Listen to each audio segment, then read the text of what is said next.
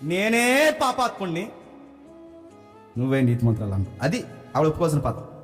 నేనే పాపాత్ముణ్ణి, నాకంటే నువ్వు నీతిమంతురాలు కాదంటే నేను మంచోడ్నే కదా, నువ్వు నాకన్నా మంచిదాని అన్న కాదు, నువ్వు మంచిదానివి, నేను పాపాత్ముని.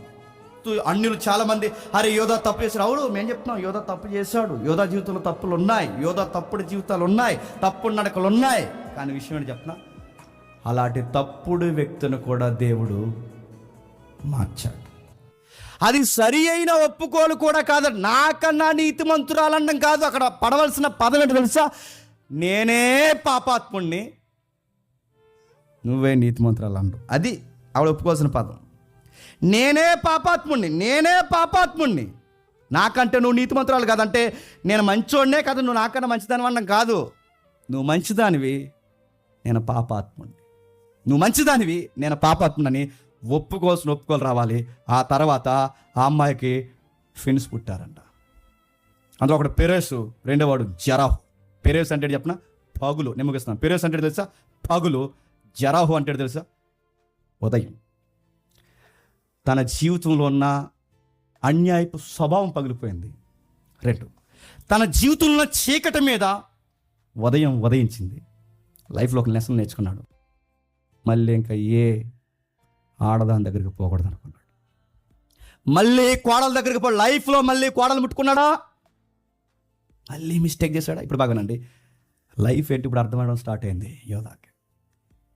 మళ్ళీ ఆ సందర్భాలు చూపించి ఈ సందర్భాలు చూపిస్తూ అన్యులు చాలా మంది అరే యోధా తప్పు చేశాడు. అవును, మేము చెప్తున్నాం యోధా తప్పు చేశాడు, యోధా జీవితంలో తప్పులు ఉన్నాయి, యోధా తప్పుడు జీవితాలు ఉన్నాయి, తప్పుడు నడకలు ఉన్నాయి.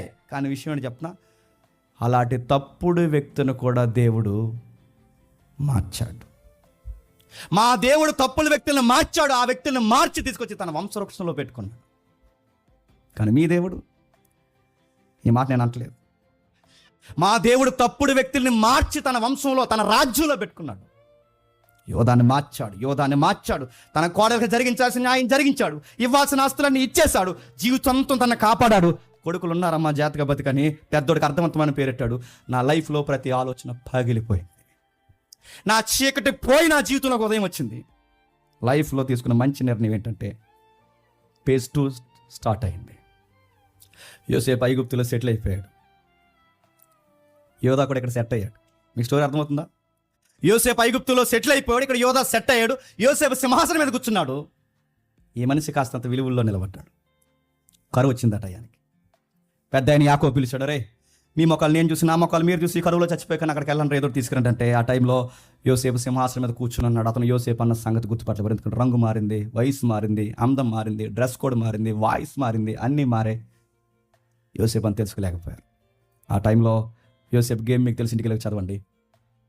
మీరు మళ్ళీ వచ్చి ధాన్యాన్ని పట్టుకెళ్ళి మళ్ళీ మాకు కావాల్సిన రుణాలు రోకలు మీరు ఇస్తాడని గ్యారంటీ ఏంటని అడిగినప్పుడు వీళ్ళకి ఆన్సర్ లేదు. యోసేపు అన్న సంగతి వీళ్ళకి తెలియదు. అంటే సార్లేదు సార్ మేము వచ్చేసి ఇచ్చేస్తామంటే తామారు ఎలాగడిగిందో సింహాసనం మీద యోసేపు కూడా అలాగే అడిగాడు. ఏంటి గ్యారంటీ ఏంటి మళ్ళీ వస్తారంటే అప్పుడు యోసేపుతో ఒక మాట అన్నాడు, అయ్యా ఏమీ లేదు,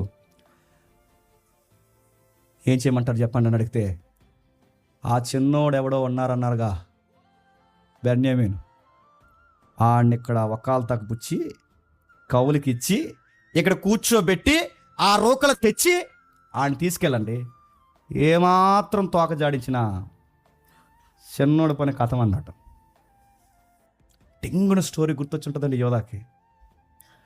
ఒకసారి నా సలహా వల్లే కొన్ని సంవత్సరాల క్రితం నా తమ్ముడిని మనహానికి దూరం చేశాను. ఇప్పుడు ఇదే నాయకత్వంలో మళ్ళీ తిరిగి అదే స్టోరీ వచ్చింది. ఇప్పుడు యోసేపు లేడు, ఆ స్థానంలో ఇప్పుడు బెన్యామీను ఉన్నాడు. వీళ్ళిద్దరు ఆవిడ పుట్టినోళ్ళే. ఎప్పుడైతే పుట్టిన ఆయన ఇప్పుడు యోసేపు లేడు, ఇప్పుడు బెన్యామీను చూసుకుని మా నాన్న బతుకుతున్నాడు. ఇప్పుడు బెన్యామీను కూడా పోతే ఏమైపోవాలి? అందుకే అయ్యా మీకు చేతిరెత్తి దండం పెడతాను. యోధ ఎంత బాగా మారాడు చూడండి, అయ్యా మీకు చేతిరెత్తి దండం పెడతాను. ఒకవేళ ఈ చిన్నోడిని మీరు బానిసగా చేసుకుంటే మా నాన్న బతకలేడు, మా నాన్న బతకలేకపోతే మేము బతకలేము. మా నాన్న కన్నీళ్ళు నేను చాలా కాలం చూసేసాను. ఆ మాట చెప్పుకోలేడు, ఎందుకంటే యోసేపు నమ్మేసి చెప్పలేడు. మా నాన్నని మళ్ళీ చావుకి దగ్గరకు ఉన్నప్పుడు నేను ఏడిపించలేను. అయ్యా నీకో మాట చెప్తున్నాను, ఆడికి బదులుగా చెప్పండి నన్ను తీసేసుకోండి, ఆడికి బదులుగా నన్ను తీసేసుకోండి, ఆడికి బదులుగా నన్ను తీసేసుకోండి, ఆడికి బదులుగా అంటే ఇప్పుడు చెప్పండి నాయకత్వపు లక్షణాలు ఇప్పుడు లైఫ్లో నేర్చుకున్నాడు లేదు. ఒకప్పుడు యోసేపు మీద అందరూ పడిపోయినప్పుడు తప్పురా, ఈడు తమ్ముడురా, వద్దురా, మనం మార్చుకుందామంటే ఎంత బాగున్న స్టోరీ లైఫ్ అంతా. అదే సీన్ ఇప్పుడు రిపీట్ అవి ఇప్పుడు బాగా వినండి. ఏ డబ్బుకైతే యోసేపు నమ్మేశారో ఇప్పుడు అదే డబ్బుకి బెన్యామీను కొనేస్తానంటుంటే ఇప్పుడు ఎవరు బానిస అవుతారో చెప్పండి? యోసేపు కాదు, బెన్యామీను కాదు. అలాగ బదులుగా నేనే బానిసనైపోతానని ఆ 44:33 ఏమంటాడు చూడండి, ఎంత మంచి మాట రాస్తున్నాడో. 44:33 మంచి మాట రాస్తున్నాడు. ఈ చిన్నవాడిని కూర్చి నా తండ్రికి నీ యొద్దకు తీసుకొని రాని ఎడల నా తండ్రి దృష్టి యందు ఆ నింద నా మీద ఎల్లప్పుడూ ఇప్పుడు చెప్పండి ఎందుకు గుర్తొస్తున్నాయి ఈ మాటలు? అది యోసేపు లైఫ్లో చేసిన గుర్తొస్తున్నాయి. ఈ నింద ఎల్లప్పుడు నా మీద ఉన్ను. యోసేపుకి నిందల పాలు చేశాను కనుక నా లైఫ్ ఏమైంది? నిందల పాలైంది. యోసేపుని బాధించాను కనుక ఈరోజు నేను బాధపడ్డానికి కారణమైంది. నా జీవితం మళ్ళీ ఈ బెన్యామీను వలన నా తండ్రి కానీ నేను కానీ బాధపడడానికి ఇష్టపడలేదు అంటే ఏమంటాడు? కాబట్టి తమ దాసుడైన నన్ను ఈ చిన్నవానికి ప్రతిగా ఏమి వారికి దాసునిగా ఉండనిచ్చి ఈ చిన్నవాడిని తన సహోదరులు కూడా వెళ్ళనిమ్ము.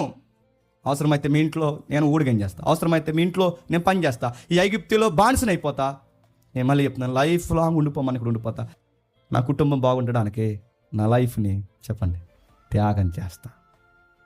విషయం ఏంటి చెప్పిన వెంటనే యోసేపు దగ్గరకు వచ్చి, ఆ మాట ఇక్కడ లేవు కానీ మాట చెప్తున్నాను, ఇదేరా నీలో నేను చూడాలనుకున్నది, ఇదేరా ఈ ఉదార స్వభావం, ఈ డిగ్నిటీయే నీలో నేను చూడాలనుకున్నాను. ఒక అన్నగా, తండ్రి తర్వాత తండ్రిగా, వెనకాల ఉన్న వాళ్ళకి ఏమన్నా జరిగితే ముందు నిలబడే ఒక పెద్ద మనిషిగా నీలో నేను చూడాలనుకున్నది ఇదేరా అన్నట్టుగా వెంటనే కౌగిలించుకున్న తర్వాత జరిగేది అదే. నేను ఎవరు అనుకుంటున్నారు? ఓపెన్ అయిపోయాడు. యోధా నీతిగా ప్రవర్తిస్తుంటే ఇంక నటించలేకపోయాడు. ఎవరు చెప్పండి? అయితే ఇక నువ్వు అలా ఉండకో అన్నా. నేను ఎవరు అనుకుంటున్నావు? నేనే తమ్ముడిని. ఆ తమ్ముడు ఎవరైతున్నాడు చూడండి, పట్టుకుని ఏడుస్తున్నాడు. తండ్రి తర్వాత తండ్రిలాగా, పెద్ద దిక్కులాగా కుటుంబంలో మీరు ఉండాల్సిన ఒక రోజు నన్ను నమ్మేశారా? సేమ్ ప్రాబ్లం ఇప్పుడు బెన్యామీన్ తమ్ముడికి వస్తుంటే నువ్వు తీసుకున్న స్టాండింగ్ చూసావా? నా మనసులో ఇంకో దుఃఖాన్ని దాచుకోలేకపోయాను. నేనేరా ఓపెన్ అయిపోయాడు, చెప్పేశాడు. యోధాను ఒక మాట అన్నాడు. ఏం చేయమంటావంటే ఆ 46వ అధ్యాయంలో ఒక మాటను చూడండి, త్వరగా ముగిద్దాం. 46వ అధ్యాయంలో 28వ వచనంలో, 46వ అధ్యాయం 28వ వచనంలో ఎంత బాగా మారాడు చూడండి. యోసేపు ఉన్నది తనకు ముందుగా యోధాను పంపిణీ. ఏం అర్థమవుతుందండి? యాకోబు గారట యోసేపు దగ్గరట మీడియేటింగ్ చేయడానికట ఎవరిని పంపుతున్నాడట? ఎదిగాడు. యోసేపుని యాకోబు కుటుంబాన్ని కలపడానికి మధ్యవర్తిత్వంగా నాయకుడిగా నడుస్తున్నది ఎవరు? యోధా మారాడు కాదు, దేవుడు మార్చేశాడు. ఒకప్పుడు ఎదుటోళ్ళ మీద నిందలేశాడు, ఇప్పుడు నిందల మీద వేసుకుంటున్నాడు. ఒకప్పుడు ఎదుటోళ్ళ వల్ల లాభాలు ఎతికాడు, ఇప్పుడు అవసరమైతే తానే నష్టపోతానంటాడు. ఒకప్పుడు ఎదుటోరి జీవితాలు తీసేశాడు, ఇప్పుడు అవసరమైతే నా జీవితాంతం ఐగుప్తికి బానిసత్వం చేస్తాడు. ఒకప్పుడు తప్పుడు నిర్ణయాలకి, అనీతికతకి, దుష్టత్వానికి నాయకుడిగా నిలబడ్డాడు, ఇప్పుడు నీతికి నాయకుడిగా నిలబడ్డాడు. ఇజ్రాయేల్ అనే కుటుంబం ఐగుప్తికి వెళ్ళడానికి రెఫరెన్స్గా, దిక్చూసిగా, నేను అడుగుతాను జీపీఎస్గా ఎదురు నిలబడి పనిచేస్తున్నది ఎవరో తెలుసా? యోధా. యోసేపుని మనసులోంచి బయటికి లాక్కొచ్చింది ఎవరు తెలుసా? యోధా. నడిపించింది ఎవరు తెలుసా? యోధా. ఒకప్పుడు దుష్టత్వానికి నాయకుడు, ఇప్పుడు నీతికి నాయకుడు. ఇప్పుడు దేవుడు మార్చాడు. దేవుడు ఎలాంటి వాడు అంటే, ఈ పదం గుర్తుపెట్టుకోండి, దేవుడు తన సార్వభౌమ ప్రణాళికను స్వాధీనం చేసుకోవడానికి తరచుగా ఇలాంటి వ్యక్తుల్ని, అసమాధానమైన వ్యక్తుల్ని, అసమర్థతతో ఉన్న వ్యక్తుల్ని, నీతి లేని వ్యక్తుల్ని మార్చి నీతిమంతులుగా తీర్చి తన సార్వభౌమ అధికారంతో పనికిరాని వారిని చెప్పండి పనికొచ్చే పాత్రలుగా మార్చి అన్నాడట. నువ్వు అలా నిలబడు యోధా, నీ చేతికి రాజదండం ఇస్తా అన్నాడట. ఏమిచ్చాడు చెప్పండి? రాజదండం ఇస్తా. రాజు నడుతాను, ఆల్రెడీ యోధాకి రాజదండం ఇచ్చేశాడు. నడుతాను. రూబేని చేయలేని ఈ పాత్ర, నెక్స్ట్ లేవి చేయలేని ఈ పాత్ర, అంతకుముందు సిమియోన్ చేయలేని పాత్ర, ఈ 3 తలకాయలు చేయలేని ఈ పాత్ర ఎవరు పోషిస్తారు చెప్పండి? నిజం నడుతున్నాను. రూబేన్ ఉండాలి, సిమియోన్ ఉండాలి, లేవి ఉండాలి, కానీ ఇప్పుడు 4వ స్థానంలో ఉన్న యోధా తెరమీకి వస్తాడు. ఎందుకంటే లైఫ్లో లెసన్స్ నేర్చుకున్నాడు కాదు, దేవుడు నేర్పించాడు. దేవుడు ఒక ప్రణాళిక ఉంది. ఆ ప్రణాళిక ఏంటంటే నేనుండి రాజులు వస్తారు. అలాంటి రాజులు నీ లైఫ్లోంచి రావాలి అంటే తలకాయగా నువ్వు తినంగా ఉండొద్దు. సిలోహుకు వచ్చే వరకు యోధా వద్ద నుండి రాజదండము దొలగదు. శిలోహు అంటే మూల పదాల అర్థాలు ఏంటి చెప్పిన, మెస్సయ్య వచ్చేంత వరకు యోధా గోత్రంలో ఉన్న పవరు ఎవడు తీయలేడు. మీరు ఎవరో తెలుసా? లయన్, సింహం. మీరు ఇదిగో చూడండి, సింహంలా ఉండు, నీతికి పడి నిలబడు, సింహంలాగే ఉండు, చచ్చిన శవాలకే కకృతి పడదు, సింహంలా ఉండు. కింగ్స్ వస్తారు నీలో నుంచి, సింహంలా ఉండు, రాజు వస్తాడు నీలో నుంచి. యోధా కాదు నీకు నాకు చెప్తున్నాడు. మళ్ళీ చెప్తున్నాను, ఒకరిని అన్యాయం చేయకండి, ఒకరి దగ్గర లాక్కోకండి, ఒకరి దగ్గర దోసుకోకండి, ఒకరి మీద చెడ్డ మాటలు పలకండి, ఏది చేయకండి. ఎలా జరగాల్సినవి చెప్పండి, అలా జరగనివ్వండి. దేవుడు నీతో ఏం చేస్తున్నాడు చేయనివ్వండి. అనేవాళ్ళని అనివ్వండి, ఏడ్చేవాళ్ళని అనివ్వండి, లాక్కునేవాళ్ళని లాక్కొనివ్వండి, ఎవడెన్ని మాట్లాడినివ్వండి. నువ్వు మాత్రం చెప్పండి, కింగులాగా, మళ్ళీ చెప్తాను, సింహంలాగా అలా నిలబడండి. రాజు నీ లైఫ్లోకి తీసుకొస్తాడు. ఆ రాజు ఎవరు తెలుసా? నజరుడైన యేసు. ఆశ్చర్యకరమైన సంగతి ఏంటంటే, యోధాని ఎందుకు నీ వంశవృక్షంలో పెట్టుకున్నావంటే, యోధా మారిపోయాడు. యోధాని ఎందుకు నీ వంశవృక్షంలో, కొంతమంది కామెంట్లు భలే రాశారు, అసలు యోధా కన్నా బెస్ట్ యోసేపు ఉన్నాడుగా, యోధా కన్నా బెస్ట్ ఇంకా మంచి అన్నలు ఉన్నారుగా, యోధా కన్నా ముందు సిమియోన్ ఉన్నాడుగా, యోధా కన్నా చాలా మంది ఉన్నారుగా, అసలు యోధా కన్నా ముందు చాలా మంది తర్వాత ముందు అన్నలు ఉన్నారుగా, మంచోళ్ళున్న యోధానే ఎందుకు అనుకున్నాడంటే, బాగా వినండి, లోకంలో చాలామంది జ్ఞానవంతులు ఉన్నారు, చాలామంది అందగాళ్ళు ఉన్నారు, చాలామంది మంచి భాషాజ్ఞానం ఉన్న వాళ్ళు ఉన్నారు, చాలామంది ఉన్నతమైన స్థాయిలో ఉన్నవారు ఉన్నారు. కానీ ఆ రాజ్యంలోకి నిన్నే ఎందుకు పిలిచాడు? నో ఆన్సర్, తెలియదు. ఆయన కృప అంతే. ఎంతమంది ఉండగా ఈయన్నే ఎందుకు పిలుస్తాం మనకు తెలియదు. ఆయన ఇష్టం, ఆయన సార్వభౌమ అధికారం. ఆయన పిలుచుకుంటాడు, నిలబెట్టుకుంటాడు, వాడుకుంటాడు, తీర్చిదిద్దుకుంటాడు. నచ్చిన వ్యక్తి కొరకు ఎంత దూరం అయినా ఆయనతో పాటు నడుస్తాడు. నేను మళ్ళీ చెప్తున్నాను, అలాంటి ఎన్నుకుంటాడు దేవుడు. ఎంతమంది చదువుకునే వాళ్ళ మధ్య అంటే, నువ్వు ఆయన వైపు చూడు, నిన్నే ఎన్నుకుంటాడు.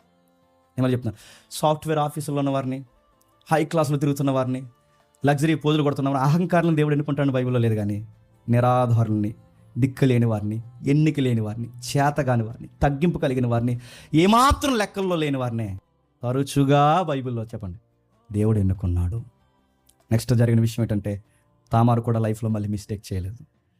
యోధా ప్రవర్తన బట్టి ఖచ్చితంగా ఆమె కూడా చేంజ్ అయి ఉంటుంది.